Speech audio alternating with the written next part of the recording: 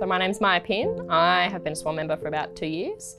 I have a husband named Brendan. I have a 4-year-old Lloyd, who's my SWAN baby. Lloyd has IQ-Sec 2. He was diagnosed when he was about 2.5 years old. There is approximately 250 people in the world and about 10 in Australia.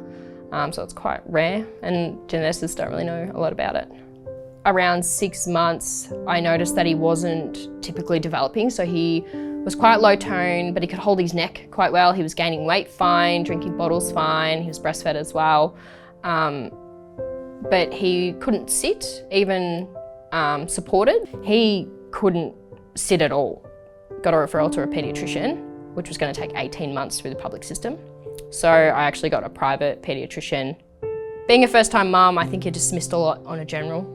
I've got a lot of friends that are first-time mums older than me that had kids, and they were dismissed a lot being a first-time mum because everything was normal. But being 18, I was dismissed way more than I should have been. Said he doesn't grab toys, he doesn't eat chunky food, he won't hold food, he won't drink out of a straw bottle or a sippy cup. I listed all these concerns and I was completely dismissed.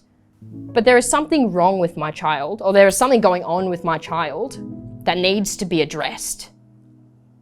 I don't want to be dismissed just because I'm young and naive, is what a lot of doctors actually say, like, you're just young, you're a first-time mum. I'm like, that's cool. I'm not any more naive than a normal first-time mum. And that also gave me severe anxiety of even going to any appointments, and majority of them I went to by myself. If Lloyd had a more common syndrome or condition, I believe we would have been treated completely differently.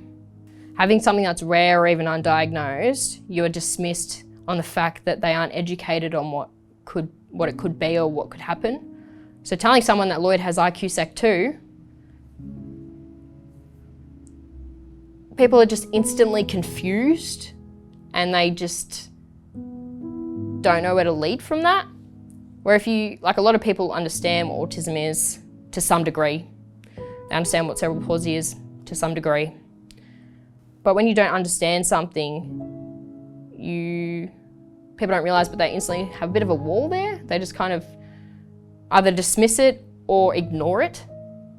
And especially when you come to getting funding or services, if you don't have a more commonly known condition, disability, whatever it may be, people are kind of lost in how to help you. I was searching about undiagnosed conditions, syndromes within Australia. I wanted to find a more Australian-based organisation and company to sort of reach out to. And I found SWAN. It was kind of the missing puzzle piece that I'd been trying to find for a long time for somewhere in Australia, because you've got all these alliances for all these other medical conditions, but I didn't believe there was anything for undiagnosed or rare conditions. And then I found SWAN.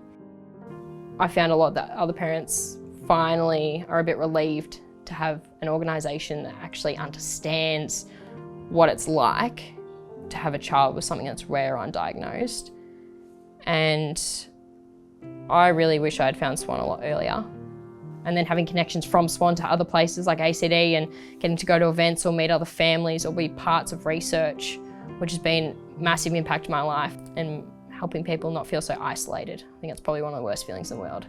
Feeling absolutely isolated from everyone else, even your close family. It's horrendous.